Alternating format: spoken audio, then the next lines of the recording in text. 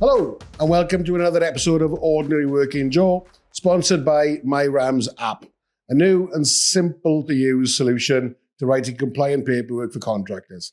Today, I'm speaking to Carl Hendy of ASW Scaffolding. I've known Carl a couple of years, although we don't actually work together. Carl, welcome. Thanks for coming on. Introduce yourself and tell us about you and your company. I'm Carl Hendy, Director of ASW Scaffolding. We're a medium-sized company in Neath, in South Wales. We do a range of different scaffolding from commercial, industrial projects, bespoke projects, bespoke design, down to social housing, maintenance contracts, which is like the bread and butter. And as for myself personally, I married with 3 daughters. Nice. And lots of trouble in the future then? Oh yeah, a lot of weddings to pay for. But yeah, that's pretty much me, really. Okay. And how did you come to the day where you thought it's time to go on your own? Right. When I left school, I started doing a modern apprenticeship in IT, which is totally different to scaffolding. This is the story. So I done a modern apprenticeship in IT, and then when I was probably 16, 17 at the time, there was a job to work for an insurance company. So company was Equity Red Star in Llansamlet. So I went to work for them. They offered, for a kid of 17 was a lot of money. Went to work for them. I was young. I worked my way up into management with them. I was with them for 11 years. All right. So that took me up to about 27. When I worked for Equity, it was quite a intense environment, like managing, like I said, I worked my way up into management. So you're managing a lot of people. It's insurance claims. Over that period of time, it dealt with all types of claims. So it's, I was dealing with fraud, and at that time they were bringing in voice stress analyzers. So they're using lie detector tests over the phone, and so I was fortunate to be involved in projects like that. When you're working for, I'm the type of person, when I work for a company, I want the best for that company, and I want to do the best for that company, and hopefully they look after me, later on. So when I was working there, I was involved in a lot of projects in relation to changing the systems to make it so there's not so much financial leakage. And that's IT systems, and you stayed in that? No, I was in claims, but when we were using the system that we were using, I could see that it was missing excesses, for argument's sake, and missing things. So we were doing a lot of projects to brush up on that, looking at things that we could build into the policies that could save us money. So I was involved in that side of things. It was a huge company that I worked for. At one point, I think they were owned by IAG or AIG. Oh, yeah. So it was a global business. But as I was getting older, I was just realizing I was just a number. So regardless of how much time and effort I was putting into the business, we weren't really getting anything back. I was working, long hours, even though my role was as a manager. I was doing a lot of project work, which should really be project staff, managers. But I was taking that onus on myself. So I'd sometimes go home, I'd be working till like 2 or 3 o'clock in the morning constantly. And then it came to a point where I thought, all this effort that I'm putting in, if I'd done it for myself into a business, I know I'd make it work. Yeah, there'd be more fruition there for you. Yeah, so a job come up in Neath as a business development manager with another local company. Went in to see my boss. They offered me this and that. I didn't. As a package to stay? To stay. Yeah. Okay. I wouldn't. I said, look, I'm going to one day run my own business. Yeah. And they said, doing what? And I said, I don't know yet. And they laughed. So but I felt like my progression would be as a business development manager, learn how to package, create a business as such, because I looked at the business in which who wanted me, and they had nothing from accreditations, no website, no logos, no social branding, no nothing. So I thought this is a good position to be in. They offered me like the same money as what I was on, so I wasn't losing anything. And I thought that's a way for me to learn the basis of the fundamentals of business myself. Was the decision finally ticked in your head when they laughed at you? Oh, I was gone then. Yeah. I was gone. Yeah. I'd had enough. Because anyway. Then there's no respect. I was working hard, like, and that's the type of person I am. I want, wherever I work, I want the best for that business. Yeah. So I went to work for a company. The company was, I'm not going to say the name, but it was a little bit of a joke. When you buy in material, personal things and not paying VAT bills, it's never going to work. No. So I got them to a marketable position. Yeah. I tendered for contracts then with, at the time, Forestry Commission of Wales, which they won. And then I came away. So I thought, I've done what I set out to do. I've learned. I learned myself. I was put in a room and kind of, you do it. Because the owner didn't really know how to run a business, even though he had a business. The work that he was done, the work that he'd done was work that had historically just been passed on to him to do. Yeah. So, so I won those contracts, and then it was kind of like, you can run them now. I've done everything that I wanted to do. And then, and then I set up the scaffolding, really. With no experience in scaffolding? No, my grandfather was involved with scaffolding. Right. And my uncle was a scaffolder. And I just felt, what have I got to lose, really? There was a company in Neath, who was my business partner initially. He was selling some scaffolding. So me and my uncle bought a little bit of scaffolding. I just wanted to get out and about. I wanted to get out of the office world, and I just felt like I wanted to do something a bit different. So my uncle was a scaffolder, or had been a scaffolder with Lindens. So, and like I said, I'd been brought up around scaffolding. And my father was a scaffolder. He had done scaffolding, but it had been in the background. So me and my uncle started doing it, and it just went from there, really. The guy I was buying gear from was going to close down.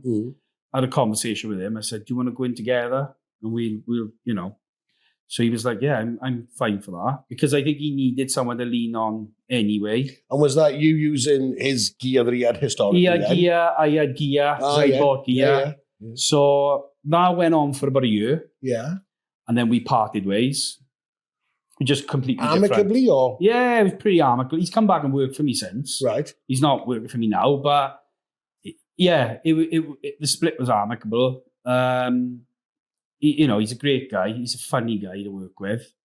But we were just completely different. That's all. Yeah. We get on great, but we were just completely different.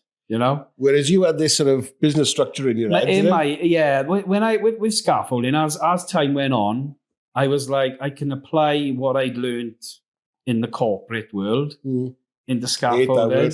Yeah. But what I'd learned in that world into scaffolding. Yeah. And really, I wasn't a scaffolder. Yeah, but take on the sort of that style of company then, scaffolding specifically. Yeah. But bring this sort of entirely professional attitude to it. Yeah. Was that the thinking? Well, yeah. Not to drag down the scaffolding industry, but 15 years ago, when you looked at the companies that were around us in the area, I did feel as though I can bring more, I'm not saying the work-wise or quality-wise or anything, because I was still learning myself, but I felt like I could tender for contracts and I could win them because I knew what they wanted in the tenders, what they wanted a year, what the keywords were, KPIs, etc., what we could build in. And I could build off the back of that then.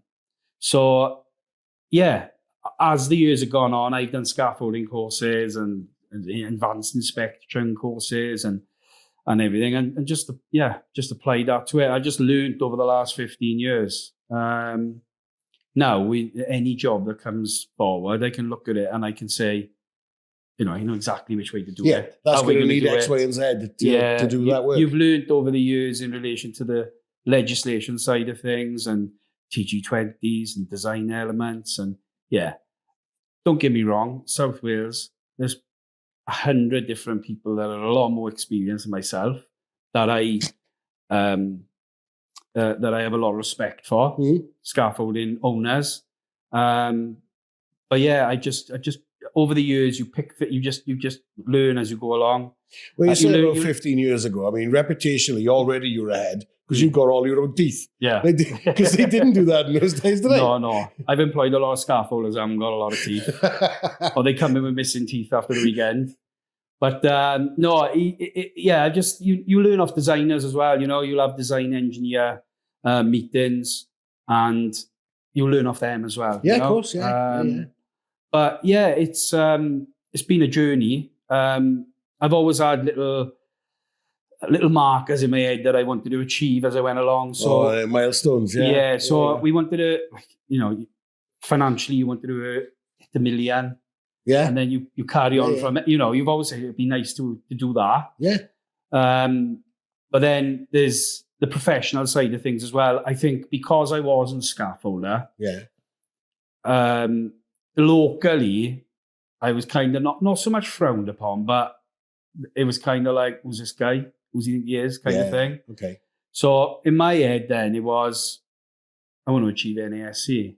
Yeah. And everyone, nobody really wanted to do NASC. Old Boys Club. That's how it was considered, wasn't it? Yeah, but there wasn't many in South Wales. But it's a badge of professionality, isn't it? Yeah. There wasn't many in South Wales. At the time, you had like PSS, that are a very good firm. Some of the work they do is great. There wasn't a lot of firms in South Wales. Thompson's and in Neath, they achieved it, and probably a few months after that we achieved it. But I think at the time when we achieved it, there might have been only 6 or 7 in Wales that had it, and there still isn't a great deal that got it. So that was kind of a milestone for me. I thought, right, I need to show that we can do the bigger work, and we can do it to the standard. And NASC can come in and they can inspect our work and they can see that we're a professional setup. I'm no longer part of the NASC. Oh, really? That on my grounds. Purely, they're a great. They are the main ones. They are the governing kind of body. Yeah. We are part of the Scaffolding Association. The only reason being was we were changing yards. There's a lot of compliance around your yards about your racks and everything, which we'd done to achieve the NASC. But when we were moving yards, we were going through a lot of problems with the local council. We'd build racks, then they'd go, we want designs, we'd give them designs, then they'd say, we want planning permission. So there was a lot of that, which was just causing us problems. So we went to the NASC and said, look, nothing against you guys, but we're going to have to come out of it. There were a couple of other things like the NASC one, I guess. But if you turn up with the NASC, say on your badge, they'd look at you and they go, you're going to be expensive. And I go, no. Really? Really? Yeah. And I go, So you add that, and then they've got a few. So hang on now. So you work hard now to gain that badge of qualification and professionalism and everything else. Yeah. And then that gives you a reputation for being expensive. Yeah. Jesus. Yeah. They've got a couple of other things like holidays. You've got to pay an extra 3 days of holiday a year on top of the 28. And then they had a couple of issues around self-employed boys. They like you to have X amount percentage PAYE and some are self-employed. Okay. So we were changing. At the time we were doing a lot of we dipped our toes in doing site work, which is self-employed. So our percentage went up then. So we were like, we're not going to fall within the criteria to be NASC. Yeah. You know, so there was a couple of things, and then I thought, right, I'll just have to come out of it. Yeah. Nothing against NASC, but they're a great bunch, and I enjoyed going to the seminars and things that they've done. They were great, and they still do an excellent job for the scaffolding industry. They are a voice for us, as well as a scaffolding association. And everything that they do is only to make standards better. Yeah, of course. Scaffolding better. Because the qualifications for the national boys standard is TG20, isn't it? And TG20, yeah. what's that on now? 21. TG20, 21, yeah. They had a 7-8 year gap between. I don't know what the gap is, but yeah, there was quite a gap. 13 for a long time, wasn't it? TG20, 13 for ages. Yeah, they're constantly developing it. Yeah. They constantly develop it. They've put hacky staircases and different system staircases on there now. I know. I understand that they are the sort of national advisory body. Yeah. You know what I mean? Yeah. And I get what you're saying. I mean, you can. I know people that are falling out of love with the NFDC, for example, in demolition. You know? Yeah. Because it's a bloody old boys club, and you've got to have the rules for this and criteria for that. Yeah. So I get where you're coming from with that. Yeah. I mean, are there alternatives? We've got the Scaffolding Association. Okay. We're part of them. It's mad. Over the 15 years, we've had so many different accreditations, because different clients ask for different accreditations. Oh, yeah. We're going to get into the SSIP conversation now, aren't we? SSIP. One of my pet hates. Yeah. But then 5 years ago, or 6 years ago, gold construction line. Yeah. Then I went out to favour, and now it's back again. Yeah. I've had like 3 clients now, which we've got. It's client-led and everything else. And it's you as you become more in business, you only tend to get what you really need. Company of your size, what's that, 5,000-6,000 quid? Just for the accreditation? For NASC? No, construction line gold. Construction line. No, I think it was about 1,500-1,600 quid. All right, okay. There's a platinum as well. So you might be thinking about that. Yeah. I know. So many different levels. But yeah, that's my kind of journey in relation to scaffolding and where we are today. I know the accreditation side I just hate. Yeah. Absolutely hate it. Yeah. Clients ring up and go, oh, my sort of SSIP from whatever provider is going to run out next month. Can you have a look at it for me? Yeah, I can do that. Yeah. It's part of the service, but I hate doing it. Yeah. Right, moving on. Question number 3. What lessons have you learned over the years? What lessons have I learned? Well, scaffolding, for one. Yeah, a fairly important one. That was one big lesson. Investment in boys, the men. Yeah. Upskilling. How many are there now? What now? With me? Yeah. 25. Bloody hell. Yeah. Not, we're modest, like, enough to get us by. Yeah. But we are a believer that apprentices are the future. Yeah. Albeit now with wages rising and things like that, it's difficult. It's do you take a fully qualified man on, or do you take apprentices on? Because by the time you've got the apprentices and they go away 3 times a year, 2 weeks at a time, plus 28 days holiday, fully paid when they're off. Then you've got all the assessments, final assessments, this and that. But I've stuck to it. I'll continue to stick to it. I got a couple of apprentices on the go now. We've probably done 12 apprentices in the last 15 years. Does it breed loyalty? Yeah, there's still a lot with me. Good. Yeah, the good ones. So I suppose that's the lesson, then, isn't it? You invest in someone and it gives you loyalty back. Yeah, that's it. Yeah, we if you've got someone who's loyal, I'll invest. I got boys there who've come as an apprentice. They now advanced. They're lorry drivers, and they've done any qualifications that come up they need doing. They do, whether it's IPAF and those sort of things as well. Triple STSs, SMSTSs, TWC, TWS. It goes on and on. So it is, yeah. When you got boys I call them core boys. Yeah. They're not jumping around firms for more money here, there, and everywhere. Extra 10 pence an hour. They know with me. I pay well. Yeah. I pay fair. Work overtime on the weekend. They do well. If they come in early, they get money. If they work late, they get. The money's in the bank on a Friday. Yeah. And there are unfortunately not just scaffolding, but in the construction industry where that isn't the case. No, absolutely not. Yeah. So the boys like that, and then there's boys that come and work for us, and they like the way that we do things as well. Yeah. The work that I do for the boys, I don't beast them with lists every day that's unachievable. I give them lists that's achievable, that they can concentrate on the quality as well as the quantity.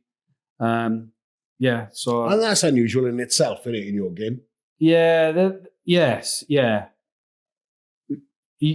Some firms, not saying all firms, but some do try and get bang for their buck, and we put a lot of work on the list. And then there's corners cut, and then there's complaints, and that's not the way. I put enough on there to.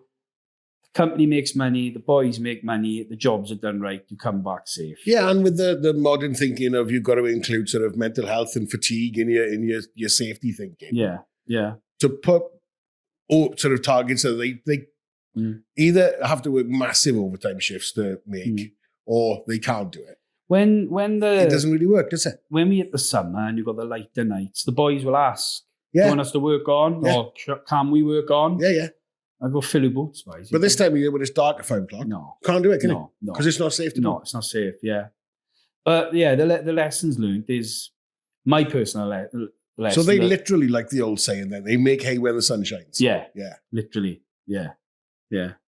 But going back, the lessons I learned in business is what we talked about before was if you think you can make something work, it'll work. As long as you work hard enough at it, you'll make it work. Yeah. You know what I mean? Yeah. And that's like the message that goes out to, a lot of these youngsters is, getting a trade these days, it's massive. With all AI and everything that's going on in the world now, and people's jobs are not safe because of AI, you're never going to get AI. I don't think the scaffolders are going to be affected. You're never going to get AI build a house. You know what I mean? Or take a chimney down. Or re-roof. It's they're always going to need trades. Yeah, and that's what I recommend it to all the youngsters coming through, boys and girls, to get a trade, because the world's your oyster. Really, you could take your trade anywhere over the world. Yeah, and the way this country is now, there's a lot of people looking to leave the UK, yeah, of course it is. Yeah, Australia, Australia is a viable alternative, isn't it? And if you've got a trade, it'll And I think in this country, they do train well as well, through the CITB and what have you. So when they do go to other countries, I know I can only vouch for scaffolding, because I know the scaffolding standards in this country is high. It is. So when they go to I don't think that's got a lot to do with the CITB, mind. No. I think it's got a lot to do with boys like you. Yeah. Responsible company owners who would, like we said, invest in people. Yeah. Because it breeds loyalty. They know what they're doing. Yeah. It's going to, in years to come, that payback will be tenfold. Yeah. But I do think it comes from responsible business owners like yourself, rather than being government-led or anything else. Yeah. But and the CITB, I don't think they do themselves a lot of favors. No. I remember the CITB sort of not quite at inception, but it's sort of when it took over City and Guilds, and then because don't quote me, but I think it's been sold since. Yeah. And it's now a private enterprise. And I just don't see them covering themselves in any sort of decent light. Yeah. In the way that they operate in the country. They're more interested in getting that rebate out of you as a company owner. Yeah.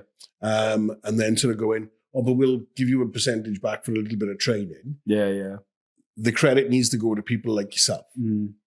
We fought for years for scaffolding college in Wales, which we've got now. We've got in Jersey Marine. All right, okay. With the Quick Centre. Yeah. So that's been an absolute godsend. Yeah. As soon as they opened, it was like, get boys in. Get them signed up. Where was the nearest one prior to that? You got Simian, which is Western. There used to be a company in Cardiff, QCF, or I can't remember the name. They were in, but they weren't to the, they didn't take a great deal on. So Sydney and Western, or they would send them up to Kings Lynn. So there was nothing in Wales. Bloody So hell. scaffolding was as soon as the college in Jersey Marine it's great. It's great for us. Well, yeah, it's convenience, isn't it? Oh yeah, it's not a day's travelling to we were Kings Lynn. sending boys away digs for a week. Yeah, and now it's great for us. I got boys next week now doing their advanced final assessment. End of the month, I got a boy doing his CPD. So there's, we got the Morgan and one of the apprentices. having that expertise locally, it saves you time and money, it's doesn't it? great, yeah. Well, when they were travelling, we were getting money back for the digs and things like that, but we haven't got to do anything like that now. It's just so much easier, and hopefully that'll increase the amount of scaffolders coming through the system locally as well. Yeah, hopefully, yeah. Because it is a difficult game. It's a bit like Marmite, you either love it or hate it. It's one of those games where it's hard as well, isn't it? Yeah. So some boys love it. Do you know what I mean? They but then you'll have some, and once it rains or it's a bit cold, it isn't for them. Yeah. Fair weather scaffolders. Yeah. Really? Yeah. We've like I said, it's not for everyone, is it? Do you know what I mean? You've got to be a certain character, certain type of animal to do it. To really enjoy the sort of the shitty weather that we get down here. I mean, because it's done nothing but rain for 3 months? Oh, I know. I do feel for them sometimes. You know what I mean? You go in the yard and you give the lists out and what have you. But we live in Wales. Are you apologising as you're handing it out to you? I'm sorry. But no, we live in Wales. What can we do? We can't can't have inside work every day. Yeah, it is what it is.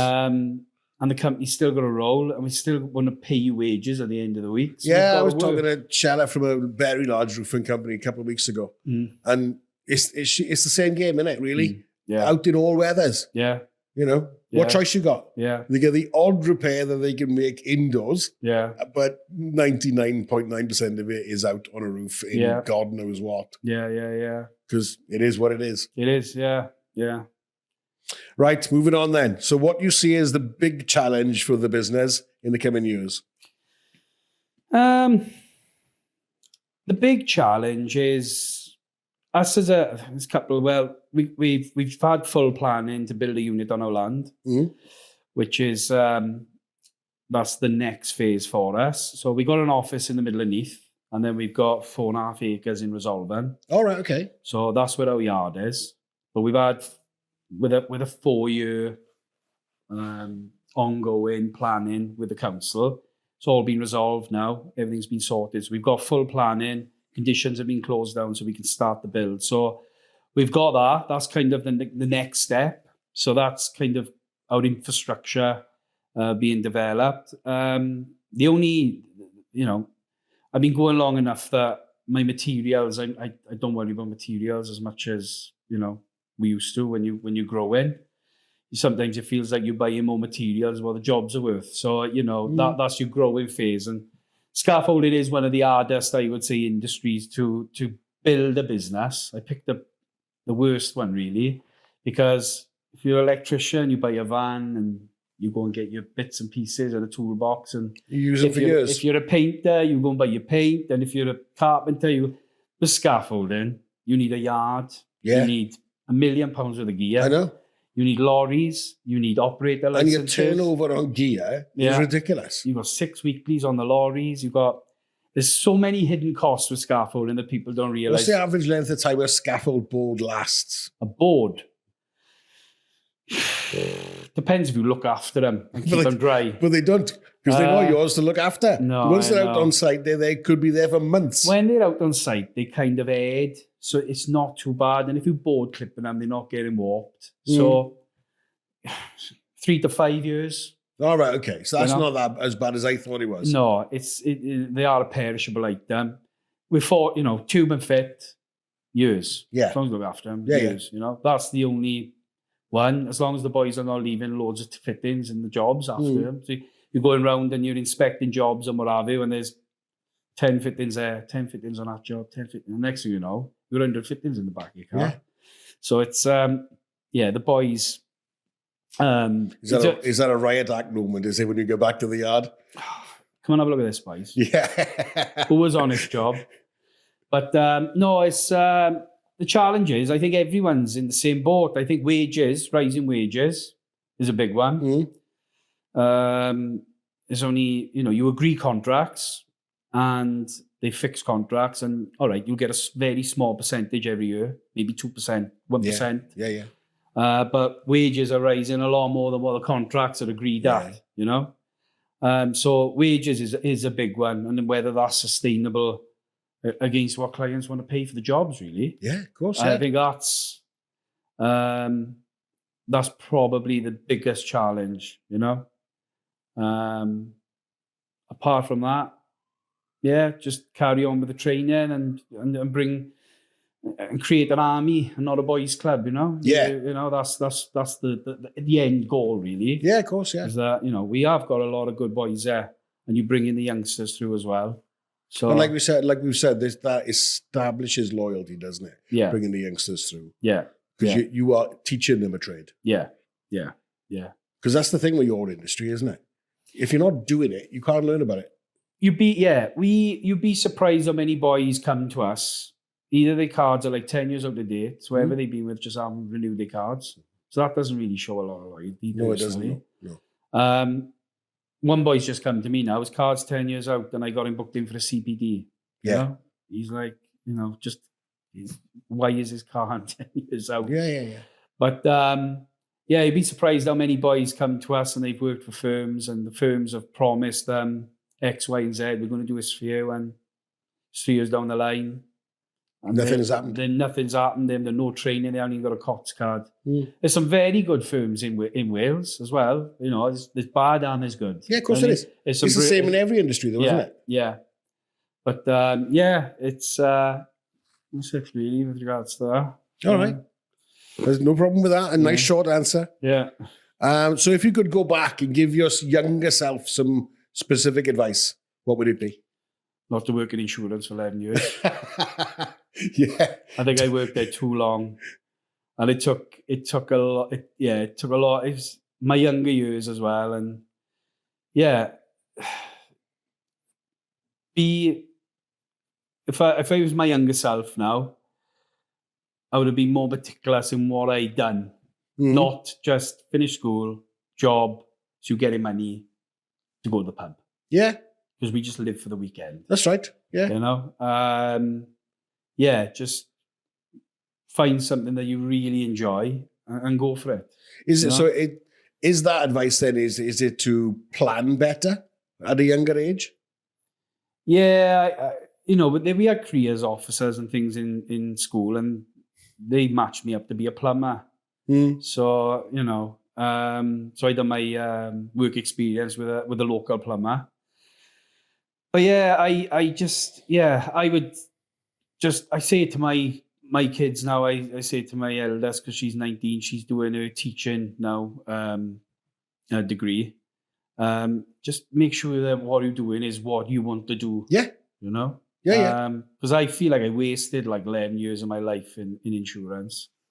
I give a lot.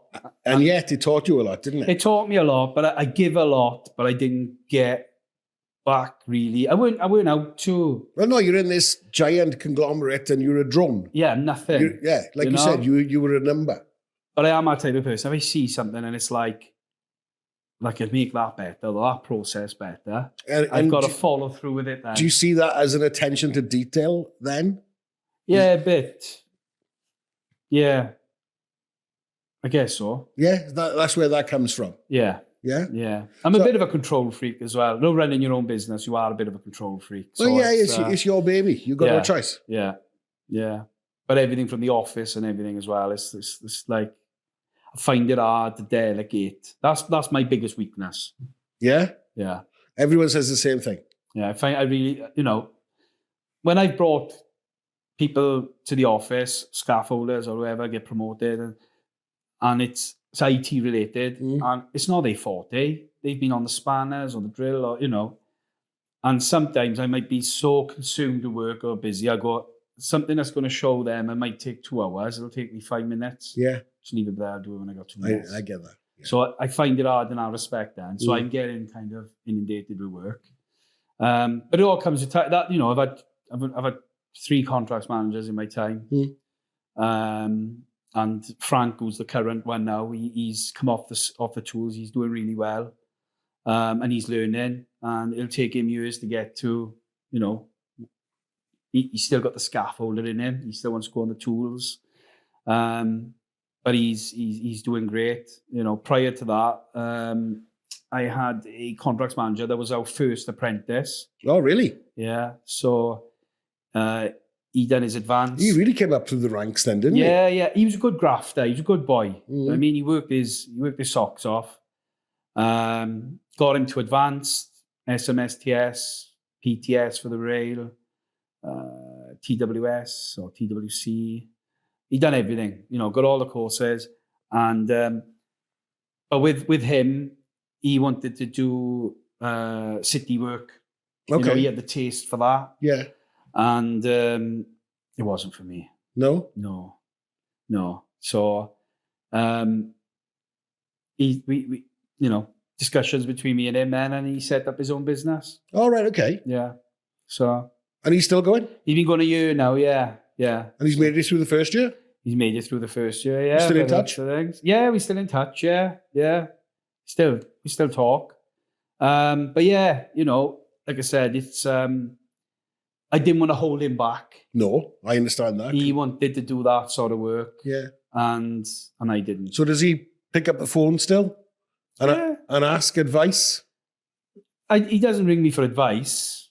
Maybe business advice, not so much scaffolding advice. Yeah. Because he done everything with me. And you've mentored him all the way through? Yeah. And to a certain extent, still doing it? A little bit. Yeah. Maybe. That's a good thing though, isn't it? Business-wise, he have rang me and asked questions in relation to that. But scaffolding-wise, he was one of those people, like Frank, and a couple of other scaffolders that's with me, that love scaffolding. Yeah. And he've learned it all. When he's with me, he was with me like, I don't know, say 12 years, say for argument's sake, 13 years. So he learned everything. Is there an element of pride then in you in seeing him progress and go on and start his own company? Yeah, I think I done the right thing in relation to that. You know, I didn't want to hold him back. No. You know, not keen to let him go. Oh no, it's hard. But understanding of the facts. It's hard because he was a good contracts manager. Yeah. Frank, it's hard to take Frank now away. He's been doing it now for nearly a year, Frank. So it's hard to take Frank away from the tools because Frank was a very good scaffolder. Yeah. Lorry driver. Yeah. You know, all the qualifications. You take him out of the equation and then I need a lorry driver, I need a new charger. I know. But you've got to do it because that was his progression. Yeah. So you've got to take the hit. Yeah. With the contracts manager before who set up, he wanted that type, like I said, he wanted that type of work. He wants city work, he wants high rises. And I weren't the one to want to hold him back with regards to that. And I felt his progression was to have his own company, really. Yeah, of course. You know? I suggested it. And he was probably bamboozled by it at first and a bit taken back. But we had these works that I wasn't too keen on doing. And I said, well, there's your you even gave him the start? Yeah, really. Right, okay. Yeah. See, that is a point of pride then, isn't it? It got to be. Well, you know, it was ASW's work to do. Yeah. But I wasn't keen on doing it anyway. But he was, because that was the type of work. Hey, don't play it down, bud. No. I think it's a great thing. Yeah. That you brought him sort of all the way through those levels. Yeah. And then let him go. Yeah. Yeah, there's no animosity. We're still mates. Good. Yeah. Yeah, I think you should be proud of that one, to be fair. Yeah. Prouder than you first made out. Yeah. All right. So we give some. So, is there a specific market or target that you're looking at in the coming couple of years, or are you now looking to slow down a little bit?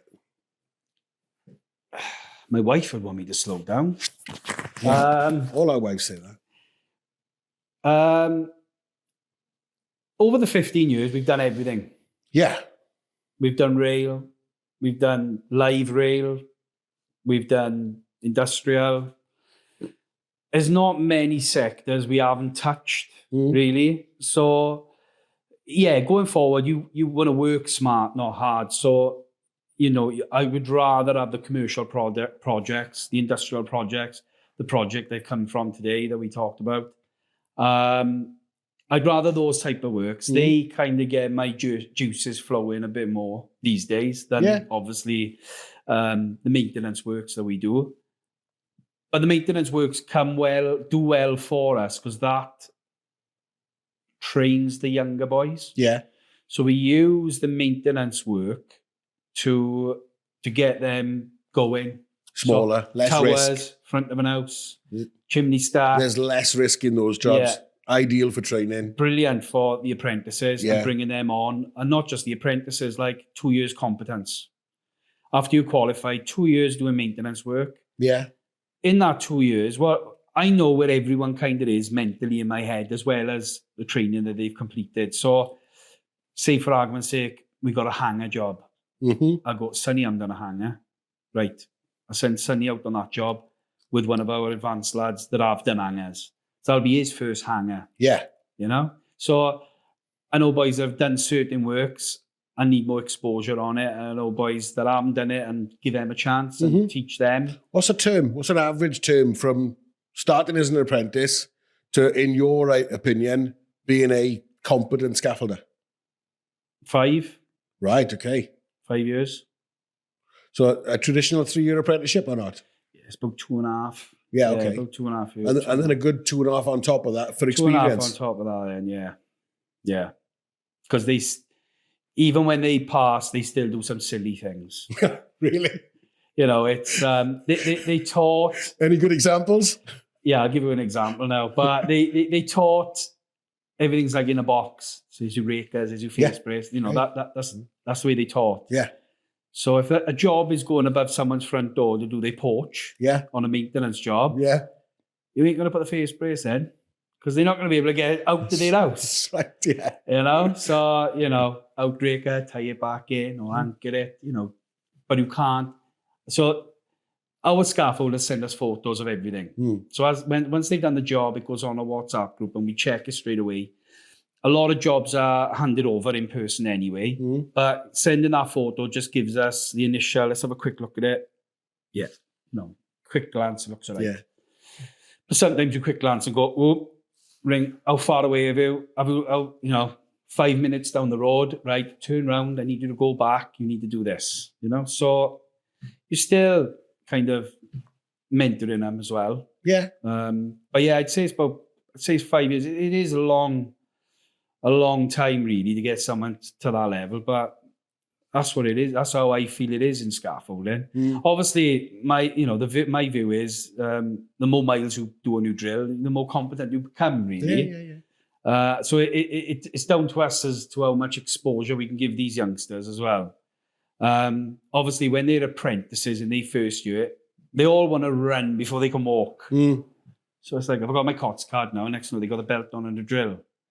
Yeah, that's fine for like doing swivels up and what have you, but we are a business at the end of the day and we need a certain amount of output as well. Yeah. And like coming back to it, we don't beast boys, but we still need X amount of work done in the day. Of course, it's all about my boys are rolling back 3R+3. They doing their lists easy, right? Yeah. So... but as long as you're happy with that productivity, that's okay. Yeah. But in fairness, the boys I've got there, if they look at their list and they've got an apprentice on there as their labourer,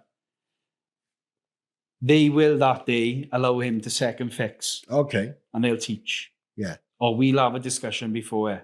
We'll say, look, you've got a couple of towers today. Let Kai do them. Yeah.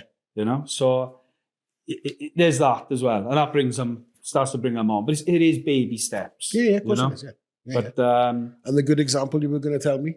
Well, that one. Of making silly mistakes? Well, the silly mistake is like a face brace right in front of someone's front door. Yeah. You can't... How do you expect these people to get out? Yeah. That's the phone call I'm having.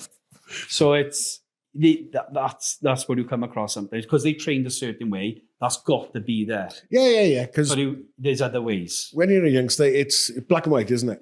Yeah.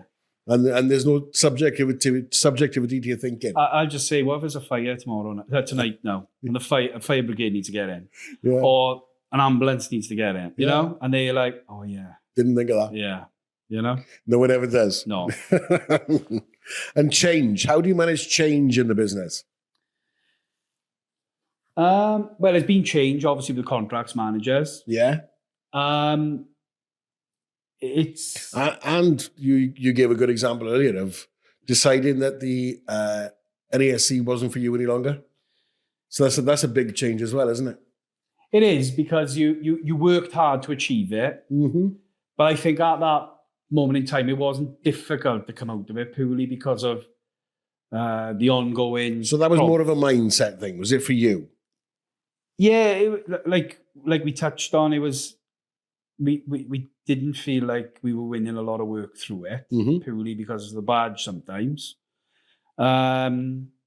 Locally, the companies down in South Wales and Mid Wales, they don't really, they know of the NASC, but they're not really, they don't really, as long as you've got like an equivalent, they say. Yeah. They're just looking for price, you know? They're looking for the cheapest price.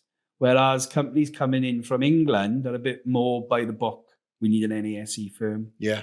So it's different then, but the volume isn't there to substantiate being part of it. No. You know?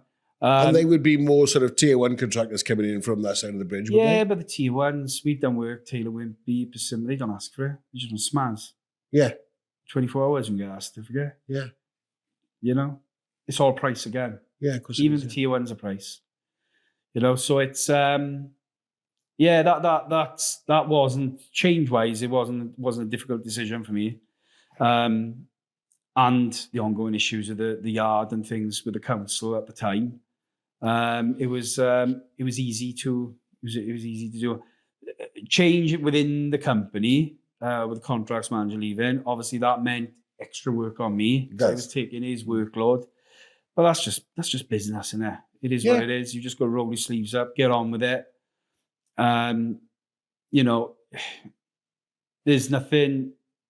I always put myself in a position that I can always pick up if someone goes. Yeah. So it wasn't, you know, it was hard because there's more workload and there's a transition. And when there was a transition, we did, the work did kind of even off a little bit. We weren't as under pressure. We were bobbing along. We got contracts in place that have been in place for a long time with local authorities. So we had the work and stuff. But I have to go back into my kind of sales mode then. Yeah. So, like I said, we've done business with so many different firms over the last 15 years. It's picking up the pieces from people that we haven't done work from for a long time, or what's happening with him or him or him. We haven't done work for them for a couple of years. Pick up the phone, have a conversation with them. You know where we are if you need us. And it takes a while to... and different QSs have moved to different companies as well. Yeah. So it takes a couple of months. Re-establishing the old contacts. Re-establishing, yeah. And it was good for me in a way because it got my flavours going a bit as well. Because I do a lot anyway in the office, and Craig was more that side of things. So it got my flavours going a bit as well, and get my taste for business again, because I was kind of in the office consumed with like planning and things that were going on. We had the office being refurbed, and there was just a lot. Boring logistics. Boring stuff, yeah. But then when obviously that happened, then it got my taste for it, and now we flat out. And now I'm drowning in work. Victim of your own success. It's just one of them, innit? You know, there's no happy medium. No.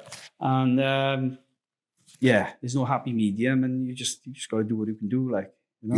Yeah. Because it can be feast and famine, can't it? Yeah. It's the nature of the game, really. Yeah. When you say what sectors I want to target, I just want an easy life. Yeah. I think in 15 years, you don't really go, I want to work for them big firm. I want to work for that big firm. Some do. I'd rather just work with people I like. That's all I like. Oh, yeah, but that's impossible, though. You can't just work for people you like. I do that. I do. And it's nigh on impossible. That is the way I've gone these days. I'll meet a company.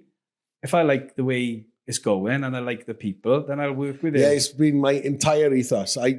People ring up and they say, "Oh, you work with so-and-so. Can you come and have a talk to us about safety?" And I'll say, "Right, we can do that. No problem at all. We'll meet so X, Y, and Z. We'll have a cup of coffee." And if I don't think I'm going to get on with them, I say no. Yeah.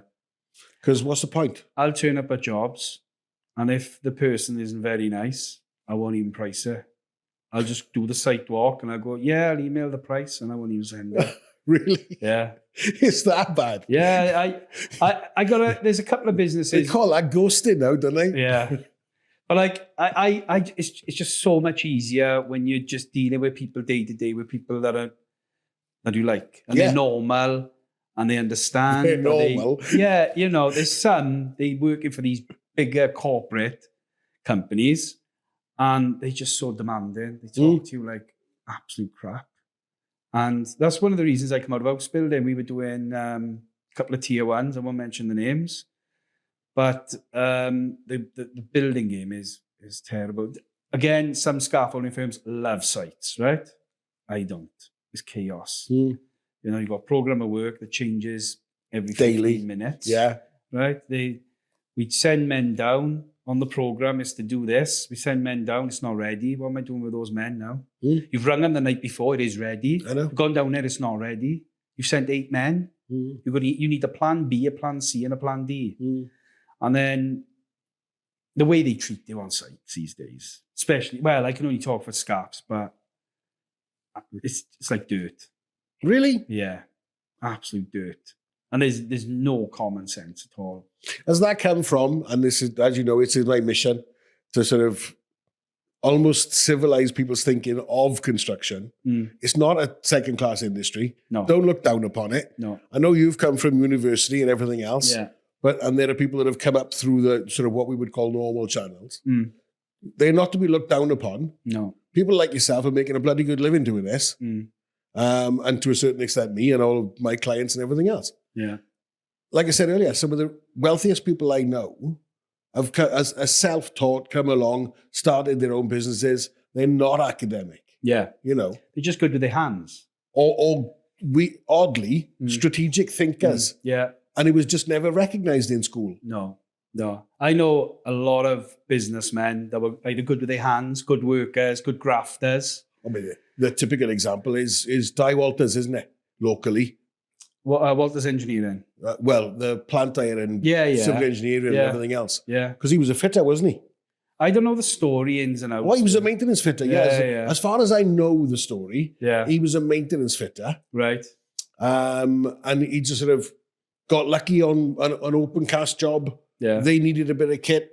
Yeah, he could get one relatively cheaply, and he said, I can hire you that rather than you buy it. Yeah. And that's how he started. Right place. I know they're one of the time. biggest companies in Wales. Yeah.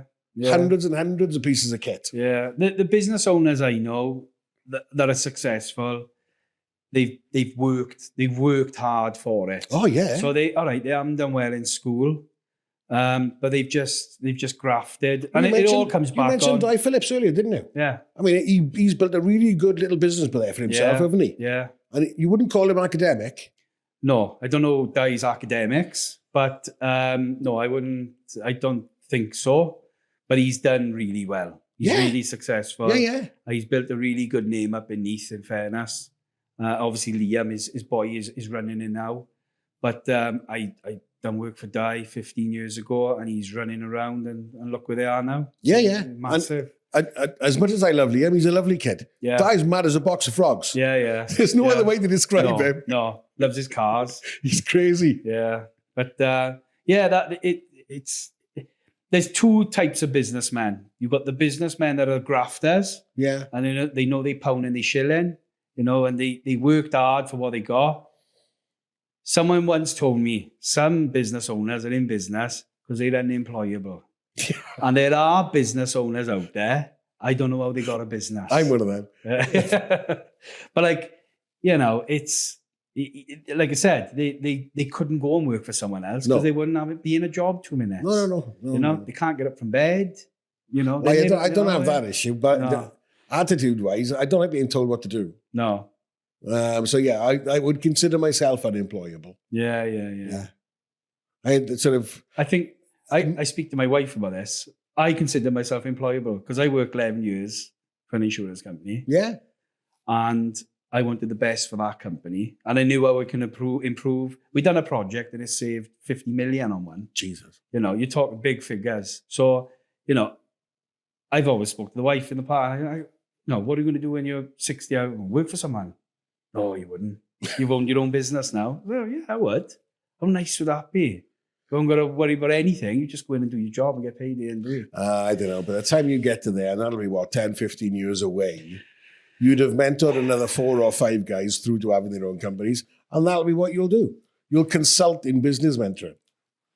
I think it is. Because that's an easier life.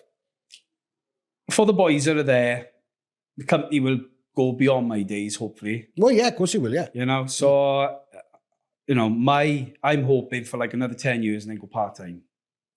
Because you'll encourage one of the girls into it eventually, you know that, don't you? Well, one of my daughters has started this week doing some admin for me.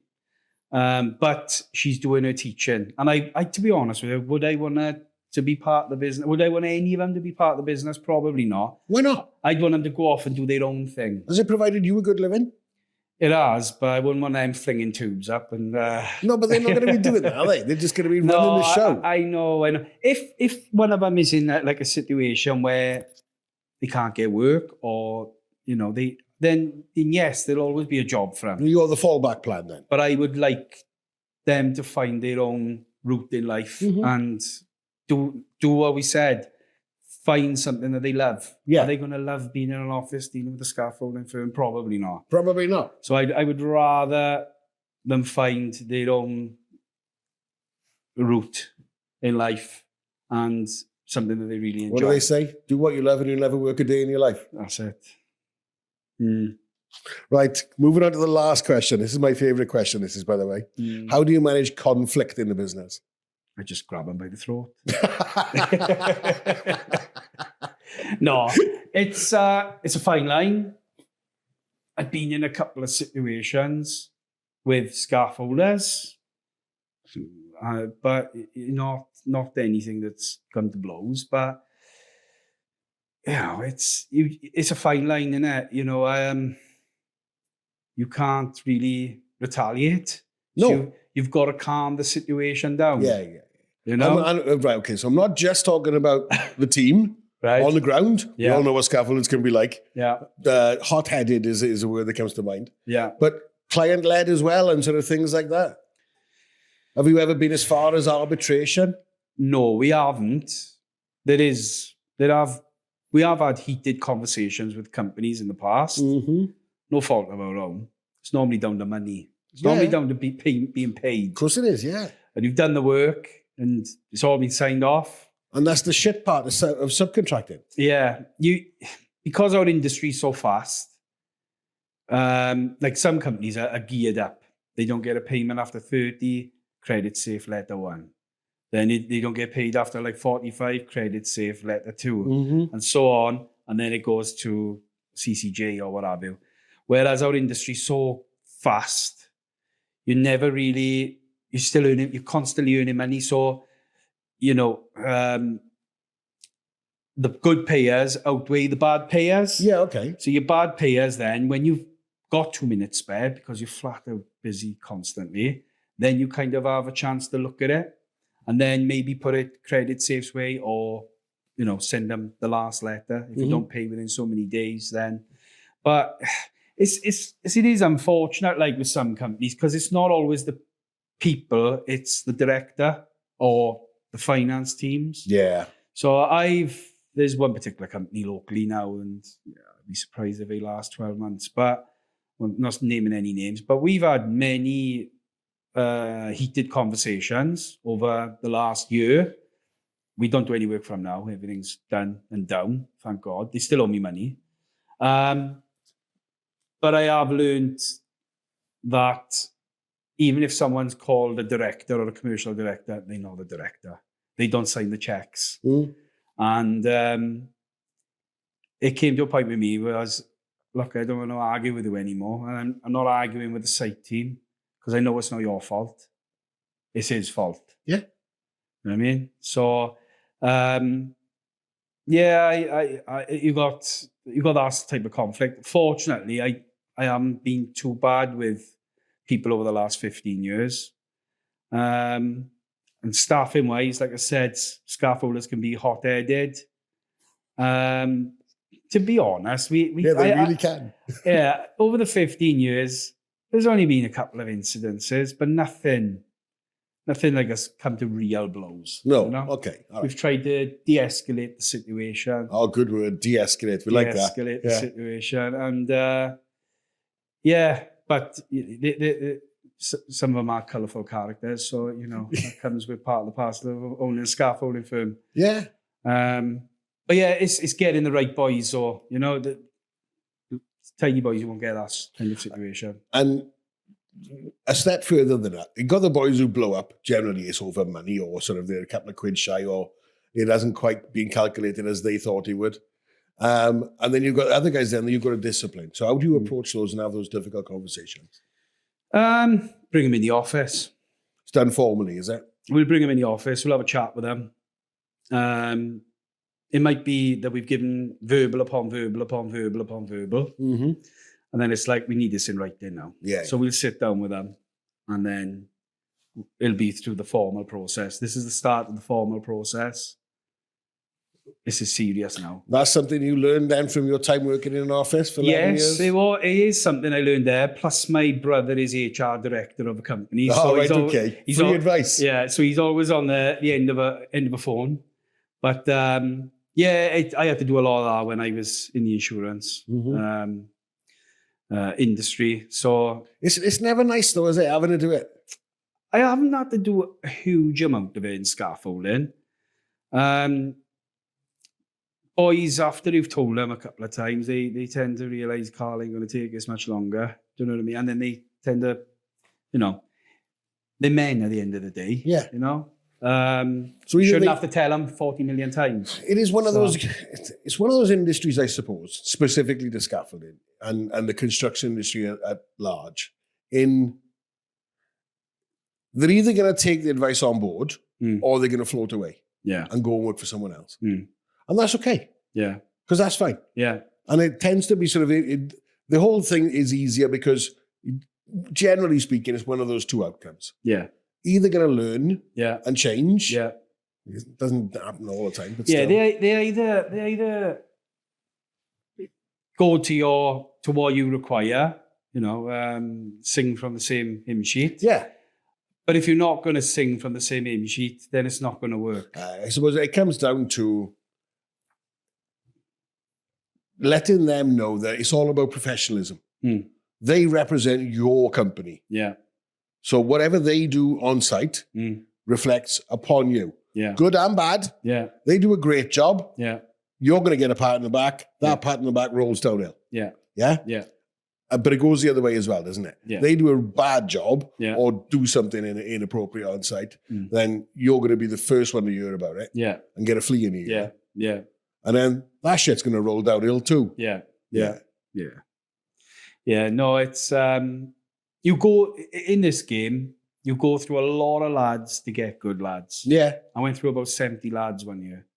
Really? Yeah. Bloody hell. I would say the ratio at that particular time was every 5 that come through the door is one good one. Oh, wow. Were you establishing yourself then as a company, or were you growing? We were still growing. You're probably looking at, this was probably about 7 years ago. All right, okay. What I am finding is because scaffolding, not just scaffolding, but all trades, pay well. Yeah. You're getting a different caliber of person come through now, man and woman, that wants to do scaffolding because they know there's good money in it. You got women scaffolders? No. All right, okay. No, but I know some firms that have got one or two. Yeah. Yeah, okay. Yeah. And they've got into it, and because the rates are better. Whereas back in the day when my grandfather was involved, we got a big project Monday. How many can I find from the pub to be labourers? Yeah. So they get 8 from the pub, Yeah. and then 2 men that got made up cards, you know. And they would be the leads. And they would be the leads. And Yeah. you just, that's the way. Whereas these days, everyone's carded. Yeah. You know? And And that's the thing, you can't afford to get it wrong now. no. But yeah, you are seeing a different caliber of man coming through. But I'm a terrible judge of character. I might have a guy come in that's got 10 GCSEs, 2 A levels, 6'2", fit, and I think he's going to make a cracking scaffolder. And then I'll have a 5-foot guy come in with no GCSEs, and I think, oh my God. He's going to be a nightmare. How is he going to be? And then it ends up being the other way around. Yeah. The other one ends up being really good. Yeah. And the other one ends up... Because like you said earlier, you either take to it yeah. or you don't. Or you don't, yeah. So it just goes to show, anyone can get into it. It's a Marmite industry, I suppose, isn't it? Yeah. You either love it or you hate it. Yeah. And a lot of boys like doing it because it keeps them fit as well. Yeah. They like... Especially with the youngsters, yeah. They like the graft just to keep them fit. Yeah. And once they stop, like Frank says now, I struggled on the weekend when I worked, pumping those 20s up. He's, 16 stone, 6'2", and he's a strong boy. But once you come off it, you do lose your strength quite quick as well. Like, yeah. So relative though. Yeah. You say the word strength. It's never a word that entered in my head. Yeah. But no, it's, it's good. It's a good industry. Yeah. Well, good. That's great. Thank you very much. I appreciate you coming in. No problem. It's been a brilliant conversation. Cheers, man. That's great. Thank you for watching, and we'll see you again soon.